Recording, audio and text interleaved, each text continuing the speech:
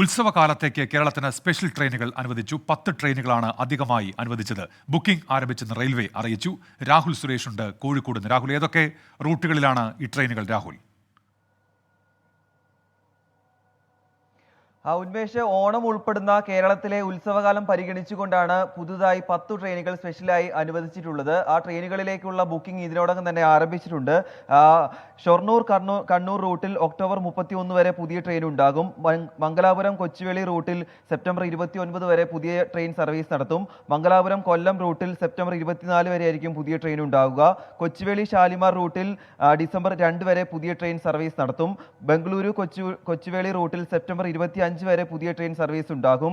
എറണാകുളം യലഹങ്ക റൂട്ടിൽ സെപ്റ്റംബർ 7 വരെ പുതിയ ട്രെയിൻ സർവീസ് നടത്തും. മഡ്ഗോൺ വേളാങ്കണ്ണി റൂട്ടിൽ ഒക്ടോബർ 7 വരെയായിരിക്കും സ്പെഷ്യൽ ട്രെയിൻ സർവീസ് നടത്തുക. ബംഗളൂരു കൊച്ചുവേളി റൂട്ടിൽ സെപ്റ്റംബർ 18 വരെയും വിശാഖപട്ടണം കൊല്ലം റൂട്ടിൽ നവംബർ 28 വരെയായിരിക്കും പുതിയ ട്രെയിനുകൾ സർവീസ് നടത്തുക. എന്താണെങ്കിലും യാത്രക്കാർക്ക് വലിയ ആശ്വാസകരമാണ് റെയിൽവേയുടെ പുതിയ തീരുമാനം. രാഹുൽ സുരേഷാണ് വിവരങ്ങൾ നൽകിയത്, കോഴിക്കോട്.